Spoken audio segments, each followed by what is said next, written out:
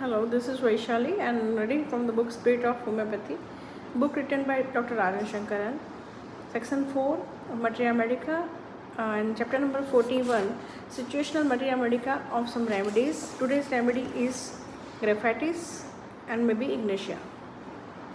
Graphitis. There are two very striking features in Graphitis which blend together. Let me describe them one after the other and then we will see both the blending. The first feature in the Graphitis patient is very excitable. He becomes excited from the smallest possible things.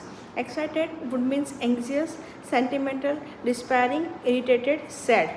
The slightest cause is sufficient to create a turmoil within him. Rubric from the synthetic repertory are anxiety about trifles, concerns about trifles, despair about trifles, irritability about trifles, laughing about trifles. This laughing about trifles demonstrates that Graphitis can become very happy quite easily too. Sadness about trifles. Trifles seems important.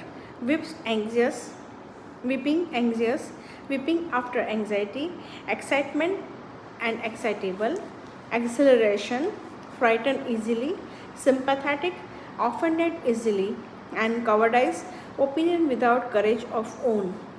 The kind of excitability makes the Graphitis patients quite restless and anxious. There is anxiety about the future, anxiety of consciousness and consciousness about trifles. The idea is that each of these emotions create a kind of restlessness and excitement which can be easily seen. They are the kind of people who get very easily worked up over small things. This also account for the fastidiousness. It is called for a situation where calmness is not going to help and one has to be excited for survival. One such situation could be where the other members of the family are taking it cool. They do not bother about anything. The house is in the mess. Nothing works in order. Everybody's work is pending and the husband and children are enjoying themselves. They do not care about the house. So the wife becomes disappointed and excitable. A Graphitis lady will probably have a calcula carbonica or sulfur husband. These are the timid people who lack self-confidence. They are cowardly and irresolute and also always doubting themselves, which create anxiety. Some features are similar to Barata carbonica. They find concentration difficult and are dull, indolent, absent-minded, and they can get confused and are unable to plan. There is a strong feeling of inadequacy. It is one of the chief remedy for the ailment from anticipation. They are always uneasy and fretful with the feeling that misfortune is round the corner or something will happen. A small misfortune can drive them to great sadness and even a despair. In their talk, they are quite excited, and in their action, they are hurried and very restless. They cannot sit long in one place. They know something has to be done, but they do not know what. Fidgety, restlessness while sitting at work. This restlessness while sitting is because they cannot concentrate. Abstracting, theorizing, or analyzing is very difficult for them. Rubric is fatigue from scientific labor. Which is mentioned in Fatak repertory. When they go to the conference and have to sit and think, it is impossible. They are busy drawing or scribbling, and when you ask them later what happened in the conference, word by word will be repeated, but there will be no praises because praises involve thinking, understanding, and comprehending. This comes very close to the Barataka. Both have incapacity to think and abstract. But Graphite has much more excitement, despair over the trifles. Imagine a woman whose husband has had a big business loss and whose daughter has eloped and whose son is quarreling with his father. When you ask what is bothering her most, she will say it is that her grandson is not eating properly. The whole house is breaking apart, and what bothers her is trivial things like grandson is not eating properly. Big issue are out of her range.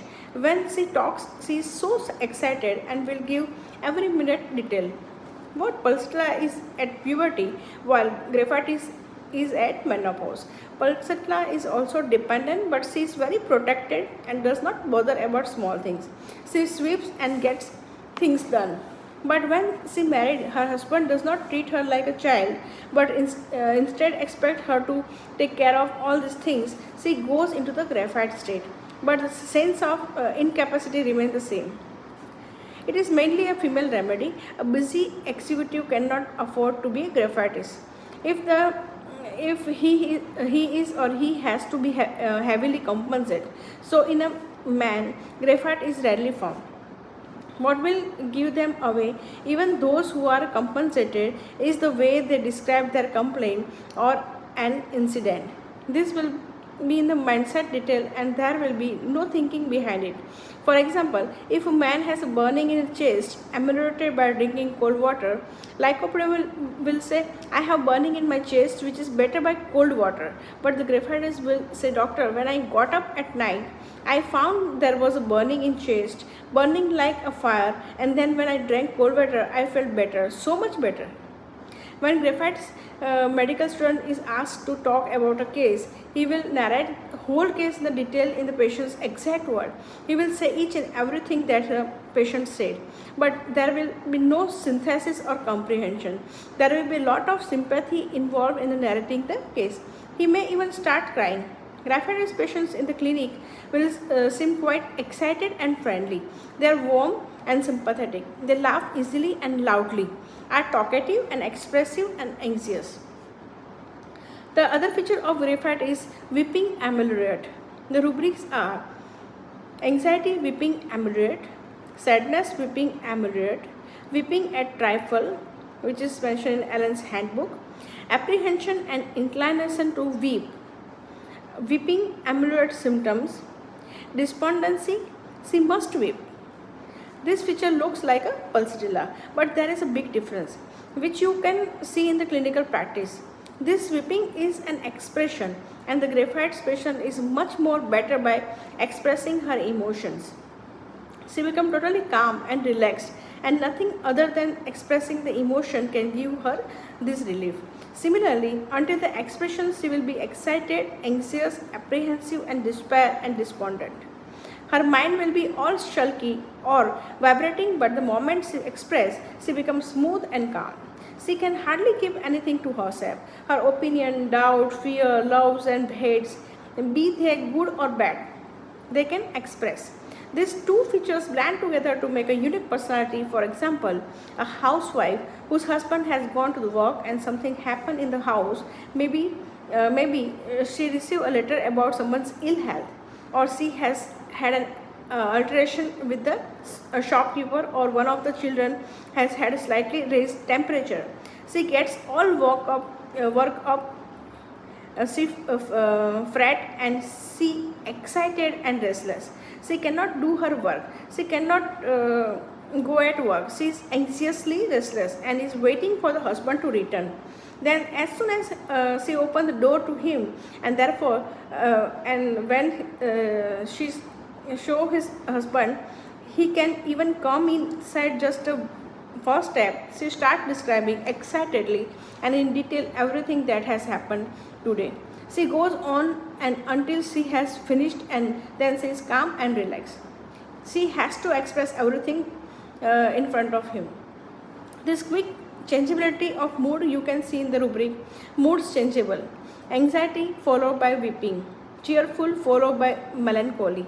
The closest things I can compare this is to like a turning fork. A slightest jerk to the fork will cause it to vibrate excitedly, and if only it can transmit this vibration to something else, it will become calm and composed immediately.